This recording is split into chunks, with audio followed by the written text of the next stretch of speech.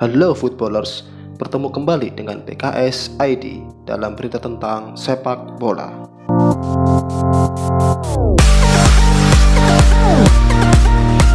Di video kali ini, PKS ID akan membahas tentang sang legenda sepak bola Indonesia, Andi Ramang.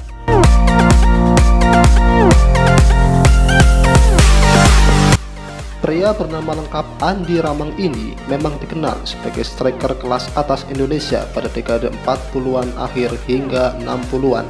Memiliki tendangan sangat keras, kiper kaki kanan dan kaki kiri yang sama-sama hidup, gemar melakukan tembakan salto dan punya kecepatan di atas rata-rata, menjadikan Ramang sebagai sepak bola nasional terbaik di eranya.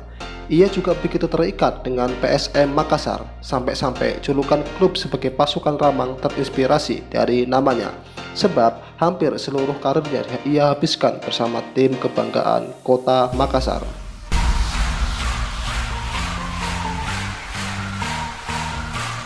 Namun, yang paling fenomenal dari Ramang adalah cerita manisnya bersama Timnas Indonesia. FIFA bahkan pernah mengangkat kisah kehebatan Ramang ini secara khusus dalam situs resmi mereka dalam peringatan ke-25 tahun kematiannya pada 26 September 2012 lalu. Diberi judul Orang Indonesia yang menginspirasi puncak sukses tahun 1950-an, Indonesia Who Inspires 50 Meridian. FIFA memutuskan kegemilangan Ramang ketika memperkuat tim merah putih di Olimpiade Melbourne 1956. Ajang tersebut dinilai sebagai prestasi paling mentereng timnas Indonesia di level internasional setelah menjadi negara Asia pertama yang tampil di Piala Dunia 1938 dengan masih bernama Hindia Belanda.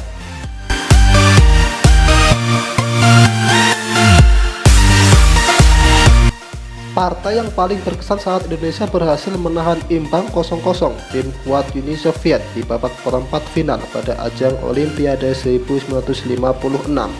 Bek-bek Uni Soviet yang bertubuh raksasa langsung terbangun saat Ramang, penyerang lubang bertubuh kecil, melewati dua pemain dan memaksa Yasin melakukan beberapa kali penyelamatan. Pada menit ke-84, pemain berusia 32 tahun itu atau Andi Ramang hampir saja membuat Indonesia unggul, yang bakal menjadi puncak kejutan andai saja tendangannya tidak ditahan oleh pria yang dikenal luas sebagai kiper terhebat dalam sejarah sepak bola.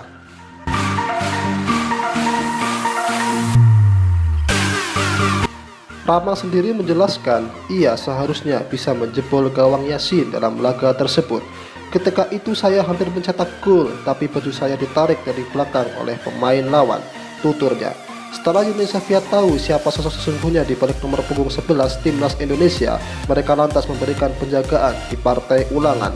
Pada akhirnya, Indonesia yang saat itu dilatih pelatih legendaris Antun Pokasnis terpaksa takluk 4-0 sehingga gagal melaju ke semifinal.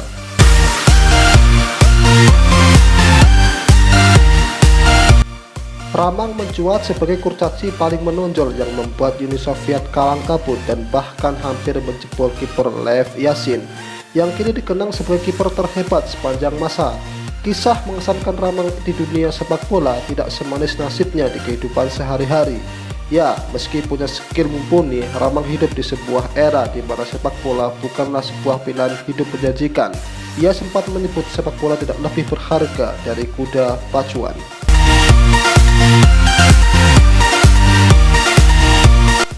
Kuda pacuan dipelihara sebelum dan sesudah bertanding, menang atau kalah, tapi pemain bola hanya dipelihara kalau ada panggilan. Sesudah itu tak ada apa-apa lagi, katanya. Akibatnya, jeratan kemiskinan tak mampu ia tampik. Bekerja serabutan dengan gaji seadanya ia lakukan demi menyambung hidup keluarganya. Kasus suap dalam skandal Senayan 1962 yang menyeret namanya menggambarkan betapa pesepak bola seperti Ramang kurang diapresiasi sebagai aset nasional.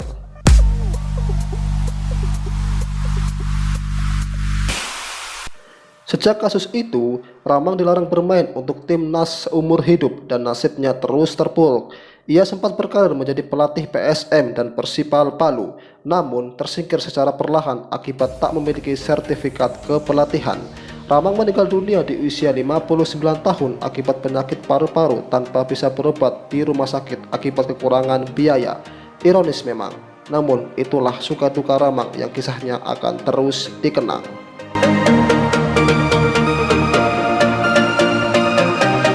Itulah sekilas kisah tentang legenda sepak bola Indonesia, Andi Ramang.